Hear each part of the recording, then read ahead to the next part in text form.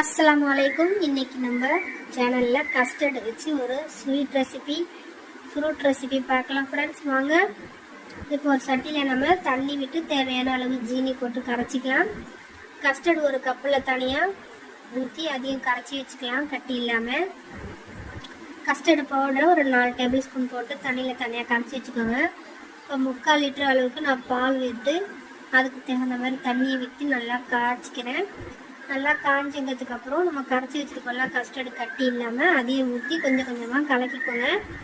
இந்த மாதிரி கிளறி கொடுக்கும்போது நல்லா திக்காக வரும். திக்காக வந்ததுக்கப்புறம் நம்ம அடுப்பு ஆஃப் பண்ணிடலாம்.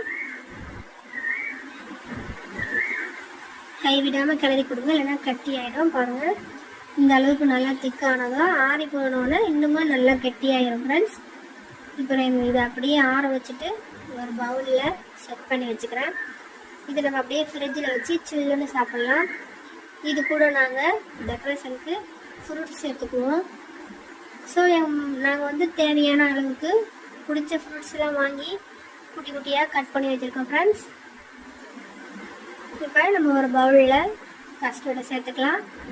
அதுக்கு மேலே குட்டி குட்டியாக கட் பண்ணி வச்சுருக்கிற ஃப்ரூட்ஸ் எல்லாம் சேர்த்துக்கலாம்.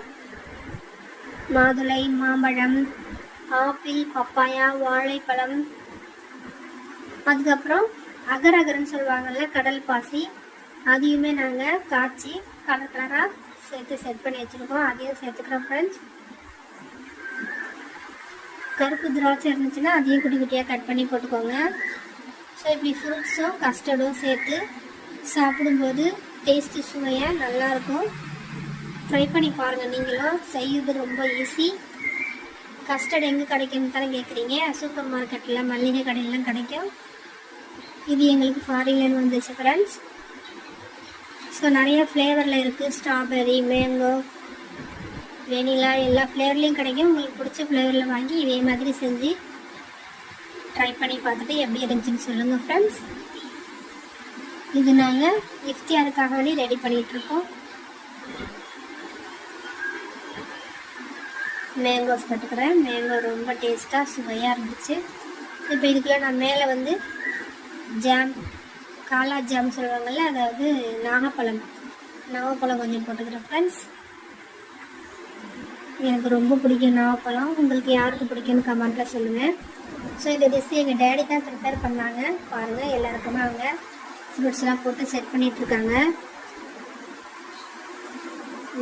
சாப்பிட அவ்வளோ டேஸ்ட்டாக ருசியாக இருந்துச்சு ஃப்ரெண்ட்ஸ். நீங்கள் ஃப்ரிட்ஜில் வச்சு செட் பண்ணி சாப்பிட்டு பாருங்கள். வீடியோ பிடிச்சதான் லைக் பண்ணுங்கள்.